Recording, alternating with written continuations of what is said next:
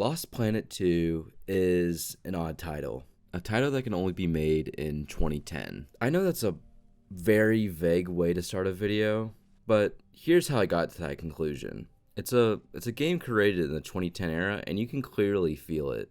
Capcom asked the important question of, what if Monster Hunter was just Call of Duty? And thus, with that question answered, the Lost Planet franchise was created, which you can see in a sec how funny that comparison gets. However, it's kind of an unfair claim to make, as this game stands out in a lot of interesting and odd ways. It's an odd title, please remember that. And overall, I think it does a good job of combining Monster Hunter's gameplay with a casual shooter of the era, akin to like a Resistance on the PS3 or like a COD 4 on everything else. Only thing is, it's really hard getting this damn game to run in the modern day. This game is basically abandonware by Capcom, and with recent news, maybe that's preferable in the end. Even more so, this game is also not available to purchase on Steam anymore. I had to get mine through a key seller. Understandably, key sellers are a scary place to many, so just find a reasonable path to get the game if you want to play it. And any way you get this game, you'll still have to find a way to get it running on modern PCs, and here are the fixes I personally used. I will note that these fixes only work in creating a single player experience, which removes a huge component of this game, which is a very big shame. Small note here, apparently they're trying to bring back these games according to some leaked Steam DB stuff, so maybe watch out for that. Maybe it'll be on sale soon on a winter sale, or be back to at least be playable for people who own it. I don't know, but this part might be pointless at some point, but I'll keep it around just in case. The main thing you have to do is exercise a demon. That demon being Games for Windows Live. I used personally XLiveless to call this demon corruption, but again, this unfortunately removes the multiplayer support. There's some guides out there to get all that working, but unfortunately none of them worked for me, so that was my solution. Whatever method you do, if your PC has too many cores, which it likely will, given we are now going from when Black Ops 2 came out to the time period it's actually set in, you will also now need a fix to ensure it doesn't crash at launch. When you get that file plus XLiveless, which I'll have linked down in the description along with the online guides if you want to give them a shot, all you have to do is place those in the folder the game is stored in on your PC, and you're good to go. Now, with all of that settled, let's dive into the world that is Lost Planet 2. It is year 12 of the after-trial era, half a century since colonization began on the planet of EDM-3. During the colonization, some of the settlers rebelled against Nevik, the planet's colonial military enterprise.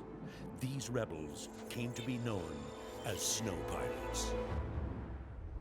It's very odd to jump into the middle of a franchise. However, each game in the Lost Planet franchise are so radically different from each other that starting here, for the most part, is perfectly fine. I will note that in a couple seconds, I will make a comparison to Lost Planet 1, but I promise it's the only one, and you'll be fine, hopefully. Anyhow, that intro basically covers what you need to know. We control a group of snow pirates in active rebellion against a paramilitary group known as Nevek, trying to regain control over EDN and stop the group from bleeding it dry of its vital resource known as thermal energy. Thermal energy is what these people use in the universe to power their technology such as mechs or harmonizers, which allow them to survive the harsh environment. Hold on. Thinking about it, isn't thermal energy literally just heat? Oh my god, it's just boiling water all the way fucking down. Ugh. Anyways, notably, this system makes more sense in Lost Planet 1, as that game is just pure snow environments. That's a story I promise I will not get into, and it's absolutely for another day. Whatever. In this game, it's just a weird goop that comes out of the acreage that kind of looks like orange Fanta. Acrids are the strange native inhabitants of EDN that appear to have a very strong regenerative and evolutionary property. I really like their designs. They have this combination of an amphibian and mollusk appearances, but with a strong sci-fi flair, allowing for them to take up multiple shapes and sizes while being visually distinct from the environment of the game. However, just for this mission, you just face off the basic variations, along with a large one at the end. This is basically the tutorial after all. There, you learn about how to use a grappling hook and how to control the VS's, otherwise I'm basically just going to call them mechs for the rest of the video. And they feel pretty great. It took Monster Hunter just recently to add a grappling hook to its gameplay. Lost Planet was really ahead on the curve on that whole grappling hook trend that's happening recently. Now every game just needs to add a mech to hunt monsters, and then I think they'll all be perfect, honestly. Anyhow, after successfully fending them off and getting out, you learn that the formerly frozen planet is now becoming home to a radical climate shift, including a very convenient jungle right next to the Arctic, which scientifically has many issues, but so does the weird orange game fuel goop. With that, you must now go into the jungle to stop a mining operation happening by another rebel group that I think you're rivaled with. And with that, I would say the first chapter of the game officially begins. However, before getting into the first chapter, I want to get into the gameplay of Lost Planet 2.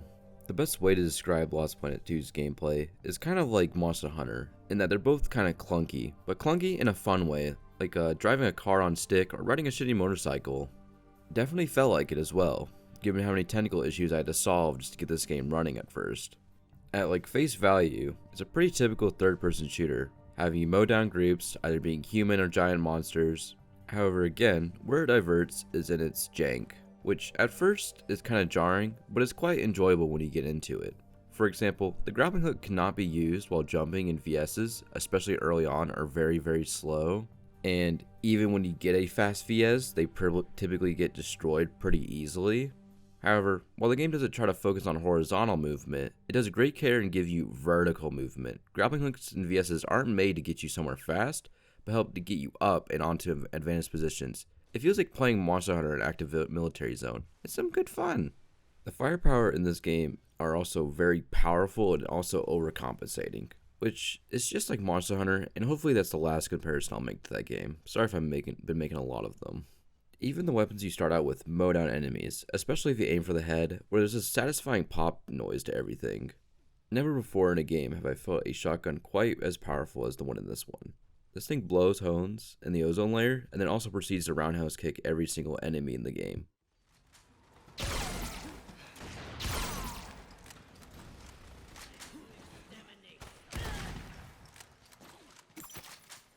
Other weapons, such as the sniper and rocket launcher, also feel good to use. The craziest part is not only have the normal variation of weapons, but also VS variations, which also you can use on foot. While you feel slow, these weapons feel awesome to use, especially the shotgun version. You call that thing dangling off your hip a sword? Looks like a butter knife. You'll not hurt anyone wielding a piece of tinfoil around. You'd be better off using your slippers for a weapon. This is a sword, and it's bigger than yours. While those are all good, the secondaries compared to the primaries can feel kind of weird compared to the rest of the arsenal. You get room for a grenade type. This can range from a standard grenade that gives off a decent boom, to a plasma grenade that can be useful in starting large groups. You also get a way to share your thermal energy with other people, along with using it to open up caches that can have things like weapons or mechs. The problem in this is that I didn't find myself using them too often, because it felt very janky to throw these things. Regularly, when I would try to throw a grenade or thermal, it would somehow find the weird, unusual trajectory known to man, and just go nowhere where I wanted to. These bizarre hit issues can also sometimes extend to other weapons. For example, your character can end up shooting cover instead of an enemy because it can be unclear where it actually is coming from.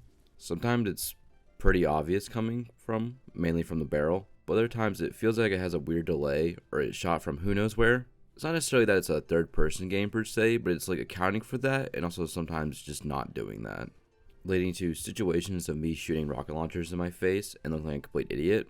However, despite that, never did I feel like I truly got a weapon in this game I disliked. Even a pistol you can get for exactly like 20 seconds at some point is pretty fun. Overall, the game is still satisfying to play. It helps us the game throughout, gives you a good variety of missions to do and things to shoot at, ranging from humans, VS users, to tons of acrid forms. It's no wonder that the fucked up lizard thing that you fight in the beginning of the game is also in the box art is so memorable to so many people. You get to shoot big fucking guns at a big kaiju creature and experience the chaos that comes from that. One that can even end with you going inside the creature to attack it, or having to dodge shockwaves that I've always seemed to get hit by anyways for some reason. These acrid fights are extremely memorable, and the flavor they offer extends to all parts of the game. Lost Planet 2 is always finding new things to throw at you in its decently long campaign, if that may be new weapons, new creatures, new enemies, new areas, etc, etc. With that, I have to get into the campaign of this game, which might mean some story spoilers from here on. If you don't want any spoilers, then you can skip to this time frame you currently see. Are you ready? You sure? This game may be 12 years old, but you never know who wants to skip. Anyway, this game has a 6-chapter structure, and it follows 4 different insurrection groups and their goal to stop Nevek and unleashing the ultimate Acrid. Nevek, by the way, being basically the planetary rulers of EDN. However, at the beginning, you just start out fighting jungle pirates and their acrid problem, which is kind of fucked up thinking about it, as this game involves a mercenary group fighting other mercenary groups in the jungle and also desert. And wait a second, is that fucking Kaz from Metal Gear Solid 5? Keep your radios on to receive mission updates. Activate any data posts you find so you can get a lay of the land. Oh my god, is this game Metal Gear Solid 5? Well, this game did come out first, so maybe Metal Gear Solid 5 was actually copying it. And the comparison's basically in there, for the most part, hopefully. I hope so. Well, continuing forth with the story, after some moments of you destroying some jungle pirate stuff, then at the end fighting off the giant lizard, which is a great fight, but I won't talk about it much here since I've already talked about it a bit. Plus, I want you to experience some of the game for yourself. You learn that fighting that thing was supposed to be a suicide mission, and now you question who set you up for it. This is where the story shifts from you playing against Nevek to playing as Nevek. And hey, do you remember that Call of Duty remark from a couple paragraphs ago? It applies even more to the city environment, as these missions barely have any kinds of acrids and are mostly just shootout with mercs. Anyhow, they're attacking a rebel group to stop a train of theirs. You find the train, but it gets away before you can destroy it, and now you have to defeat a Category G acrid, because I lied about there was no being acrids. You kill the acrid, and your captain gives you a rather large expedition dump, and I'll just let him explain it since it's the biggest story chunk and they clearly wanted you to hear it. Commander, are you sending them on their next mission already? Of course. That soldier is Task Force First Descent. First Descent? The clones? How come they're the ones who keep pulling the suicide missions? They're an experimental team cloned from that rebel Ivan Solotov. They carry the genes of a proven traitor. So as far as I'm concerned, every time one of them gets picked off, that's one less problem for me. Then the perspective shifts again. And hold up, what's with all these perspective changes? Where is this story going with? At first, I thought this group you now play in Chapter 3 was the one you played in the first chapter. However, reading through the wiki and some other stuff, I'm not sure that's the case. I'm pretty sure it's the case, but don't quote me. They dress pretty similarly, and I think they kind of follow up with the story of what was being done with Nevek, because earlier the trap the snow pirates were put on is just to be done by Nevek, and also the expedition dump the captain talks of, trying to kill off the clones and Nevek soldiers and all that. This all does a good job to set up their status as a villain, but it makes forming a connection with this general rebellion tough, as you don't really have a specific 4 characters that you can attach to. It's only after this campaign that you get the main group of the game. Even then, that's only halfway through the game, which is kind of a weird decision thinking about it. Going past that, during Chapter 2, we failed to get the crew of the train destroyed, and thus that's why Chapter 3 happens. This train is very significant to our mission and absolutely vital, so of course it gets absolutely trashed at the beginning. Thanks, Dune Sandworm. Anyhow, our goal for the rest of the chapter is to find a new gun. This leads to one of my favorite series of missions for Lost Planet 2, 3-2 and 3-3. For this video, I actually got sidetracked with more essential work and tasks. Anyways, however, this is the mission that brought me back and shows you the height of these games. If I want anything else for you to remember past the weird lizard on the box art, it's this segment. Beginning with 3-2, your train gets to a stop in a settlement, which requires you to shoot through some adobe mud huts that make very little sense given everything else, but whatever. It's awesome watching them break down and mold as you fight and take the outpost. This is a moment that really highlights the gameplay where you're picking off enemies with snipers, trying to dodge a VS with a gun that could send a caliber bigger than your body straight into your testicles. Simply put, it's a blast. However, this isn't quite what makes this moment. What makes this moment is that after it's done and the mission seems like it's over, 2 acrids appear. Those buildings you were dodging and weaving around, you are now watching get absolutely pummeled by these monsters. Cover is nice, but it won't last long when these 2 inbred little foot motherfuckers start hunting you down. You can get some good shot-ins, have it stun you, then watch as it destroys everything trying to kill you. In the end, however, you can successfully put them down and continue your mission of getting a new railgun. There's kind of this overly long segment of trying to seize the railway gun, which, while at first fun, drags a bit. However, with the power of video editing, I can skip over and move to the big moment. After clearing out the waves of enemies on the gun, you learn that the Dune Worm is back for round 2. Also, you have to figure out how to run a damn railway gun and use it to shove a bullet the size of a small village into its throat. Frankly, when I first played this moment, I was very confused and off-put by this session, even debating if my game was bugs and it seemed like parts wouldn't work. However, even learning their weird mechanics for a single mission was so damn rewarding, because being able to see this worm repulse and get aggravated at the tons of lead I was putting into it was so satisfying in the end. Its defeat also hails in a very interesting reveal, that you are heading straight for the Overg and preparing to fight it.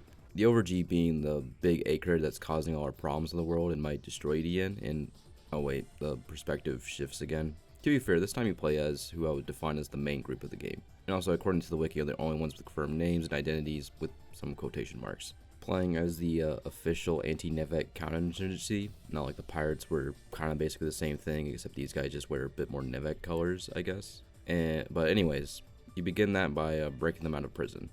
However, in the spirit of the game, I'm going to do my own little perspective shift and go into the game's art direction. It's very entrenched in the 2010 era, but in kind of its own special way. It has that really overused style of the time with the contrasting blue and orange / yellowish colors of the time, though here, it's basically 80% orange and like 20% blue for most of the game. Like, this game fucking loves its oranges. Like, holy shit, looking at this game fills you up with your daily dosage of vitamin C levels of orange. Like, dang.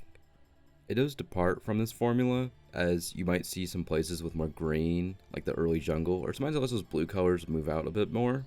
There's also some mix-ups with it going from very dry and barren places like the desert to more loud urban areas. The game also has a very industrial feel. That even extends to the acreage despite their biology. You go through these large industrial city sectors, ranging from quarries to large trains in the desert. Also, a lot of the outfits in this game look scavenged, like they're a combination of random sci-fi tech found and whatever ragged clothes people got. They use the term pirates a lot to describe your characters, and yeah, I think that's a great way to describe a lot of them. The game also isn't afraid to show you the opposite of those kind of outfits and design. For example, things closer to Nevek, either it's it or the anti-Nevek rebellion in it, have much cleaner designs, feeling much more like sci-fi PMCs, and you could tell when you find a weapon or VAC that's much more up to date compared to the trash you can casually find. Feeling much easier to use, or just shooting giant lasers that use up your thermal supply, or being able to go around really fast. While it's understandable our characters or some of these urban levels have a very industrial futuristic feel, sometimes trashy look, it seems like the acreids aren't too far off from this. It feels like that technology versus nature, but more also like a technology versus even more experimental technology, like a bioweapon. They are very gross looking sometimes, like the things that come out of like a mix of a barnacle and what fried cow pussy looks like, and yeah, thanks Sixbutton for writing fried cow pussy in the script. Anyways, they generally also look like a combination of crustaceans, reptiles, and like a general technology with the constant orange lights put all around them, which signify like weak points, which as the story unfolds might not completely unwarranted and not too far from the truth. Now, we reach the final section of the story. I know this is a fairly old game, and I feel like I've already gone through 50% of it. This is actually 50% of the script, I'm pretty sure. But the following chapters are significantly longer than the rest, being more story relevant. But coming back to the story, we're doing a prison break with anti-Nevek. This is the squad I said earlier, which has names, by the way. This moment in the game is notably weird, as we start out with pistols instead of our typical AR as a starter weapon, which is also the only time this weapon has any relevancy. It can be good for getting headshots as unlimited ammo, but in literally about 20 seconds you're going from it to a machine gun or shotgun. Also, the starting level has doors, which is hilarious. You can't actually open or close them, so you just shoot them open to make breaches. It also makes the shotgun sillier feeling, as throughout the chapter it is completely viable to use it as a way to door breach. Also, again, it just destroys enemies and acreids throughout this mission and the sewers, and also when you're on the streets. That also concludes the mission, Prison Break. And now the anti-Nevek force can do their counter-strike against Nevek by trying to hijack a spaceship going to their satellite in orbit. Them attaining it will allow them to stop the Overg acrid they are trying to summon, that, if it is fully harvested and extracted by Nevek, will officially completely destroy the Lost Planet 2, EDN 3 that everyone is trying to save. If it reaches its final form, the increase in thermal energy usage would trigger another ice age. Our mission is to capture the satellite cannon that Nevek has created and use its firepower to prevent the Overg acrid from reaching its final form. The first stage of this operation is to storm the Nevek base to the north. From there, we'll use their shuttles to get to Neos.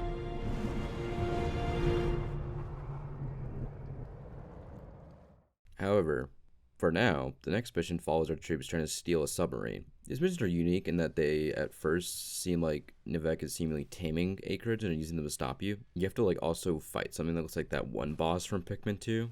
And also, later, you have to fight an underwater acrid that is one of the 2 times in this game water is used at all. I was even surprised you could swim. It's a very janky water system, by the way. It's very hard to go up, and it basically is the same thing as being on land, but you can jump higher. It's very strange. It's an odd thing for this game. Furthermore, it also concludes with a submarine heist that only really serves as a janky escort mission that serves as a pseudo-MacGuffin to our troop to reach a base vaguely similar to an oil rig. also is another funny MGS5 connection, I guess. You enter the spaceport oil rig and fight the large underwater system of it. It's a pretty good fight and utilizes a very large space and also uses those strange water mechanics I spoke of earlier. There's a lot of chaotic dodging and dealing with small enemies. It's a pretty good time. Anyhow, we now enter the spaceship and get even closer to our final goal of taking over the orbital satellite laser we need to take. You get a huge hype up for it as well. I can't believe that went so smoothly. Let's hope the next part does as well. Come, still have much to do. Then the next chapter is about something completely different. What? Yeah, this is weird in many ways. Firstly, this is an entirely new cast, and they're totally very different from the rest. Like, watch this. I'm going to read off a sentence of the Lost Planet 2 wiki for one chapter, and then I'm going to do this one. Episode 4, Counter-Strike. The ex-Nivek forces step into motion. They have to prevent Nivek from proceeding with their plans for the newly awoken Overg Acrid and save the lives of everyone on EDN3. Episode 5, Treasure Baranchos. It's fiesta time for the Vungabos as they gracefully, gleefully raid Nivek's new Overloyan battleship. Yippee! Hooray! And yeah, I think you get the picture. Now, despite that, this chapter is actually kind of awesome. It doesn't take itself too seriously. It involves a big raid of these giant sand carriers. This feels very Empire-inspired as you take over these ships, then have to defend it from raids of other ships. It's good fun. And also, it has a decent enough Acrid boss to fulfill the Acrid quota of the chapter. Now, it does actually tie itself back to the main story, to be fair. Basically, at the end of all of this, after we successfully do our raid, we get the memo from ex-Nevek people about the Overg. This leads to them joining the fight and getting us, the player, finally, to the last chapter of the game. This chapter brings us to the ex-Nevek as they enter the space satellite above the planet. Man, Lost Planet 2 was really ahead of the curve on so many categories. Especially in this example, the shooter craze a couple years later that would happen of going to space and shooting people with space lasers or utilizing jetpacks. Speaking of shooting lasers, that's what we are here for. We need to infiltrate the satellite laser system so we can use it against the Overg Acrid. This is where we learn the people from Chapter 2, the Clone Army, were in fact spies for a cause, taking over the laser system while we go back to Earth to finish the fight. There's this pretty cool moment where in the mechs we just hijacked, we're going back down to EDN. It's kind of silly, but the speech and cutscenes that follow, showing everyone banding together to stop Nivek and the Overg is just awesome, man. Pirates on EDN3. I have a warning of utmost urgency. The military forces you know as Nivek are planning something that will be catastrophic for all who dwell on this planet. I know this because I used to work for Nivek. I believe in their goal to bring order to this planet. Now I know that goal was a lie. The droids have always been to amass thermal energy. That is why I abandoned Nivek. Now they're trying to awaken the slumbering Overg Acrid that lies beneath the planet's surface. And this will unleash massive amounts of thermal energy. Nivek will take all this thermal energy and then abandon the planet to its fate. But that is not all. If Nivek is not stopped, and we do not prevent the awakening of the Overg, then the sudden and terrible introduction of such large quantities of thermal energy will set off a reaction that will freeze this planet to its very core and kill everyone and everything living here. For the better part of a century, you assumed that any land you had could be lost at any time, and if that happened, you would just start over somewhere else. But there is nowhere else this time. Our place is here, on this planet. Our ancestors built a place for themselves here thanks to their indomitable spirit, the strength of their resolve. Now it is time to tap into that same resolve to protect what they struggle to build. To all the snow pirates on EDM3, if you can hear my voice, then I beseech you to put aside your differences and stand with me as one. Let us show Nivek what happens when they threaten our home.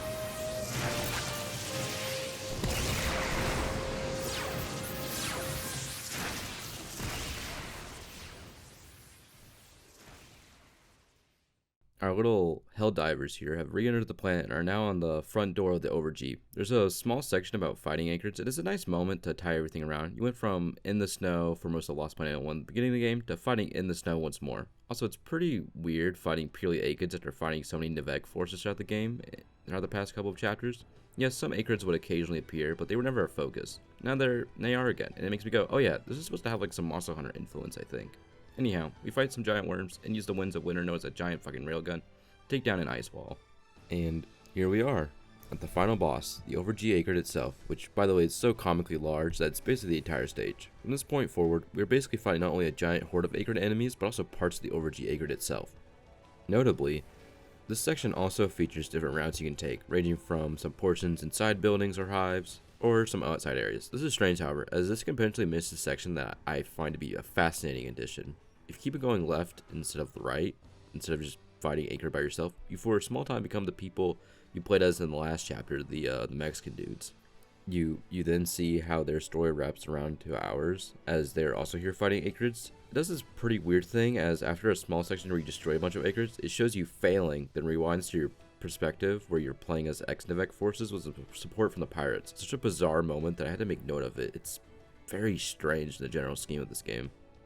Anyhow, this section is just fight some Acrid, chip off a bit for the Overg, and then finally, after all of that, you get to the main area of it. At this point, we've seen all kinds of troops appear in front of us, all the previous characters we played as, and some extras, all gathered to save their planet. It's a pretty neat moment. Unfortunately, this boss is kind of boring. It's just some unusual energy worm that barely attacks you, past some shooting some projectiles, and all you basically do is shoot it a bit until some hard layers show up. Then you put a device on it, which ends the fight. Basically, the Nivek clones you were playing as earlier shoot a big laser onto it, and that does nothing, so then they ram the space shuttle into it, which kills the Overg, but also shoots a massive amount of thermal energy everywhere, which you think would be world-ending, just what we were trying to prevent. But in the end, however, it appears we are all overall successful in stepping both the Acrids and Nivek given the ending cutscene, which I'll show now.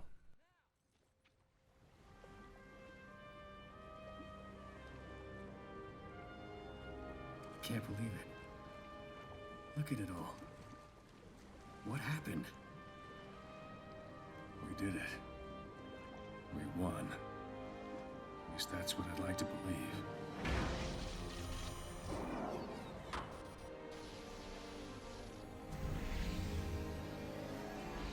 We're back online.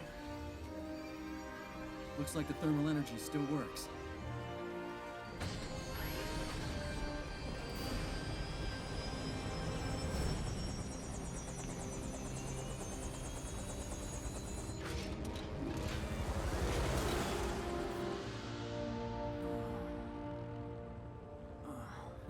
Decided to join us, did you?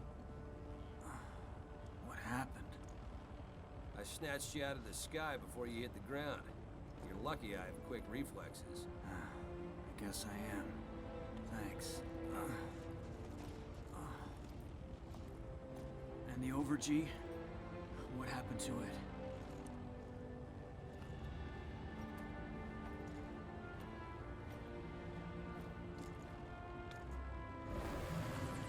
It's not gonna get any easier, is it? For us? Probably not. But the planet has survived. And will continue to do so. With or without us. This place. Sometimes it welcomes you like the warm bed of a lover. Sometimes it feels like a cold knife at your throat. For those who make this place their home, that is how it will always be.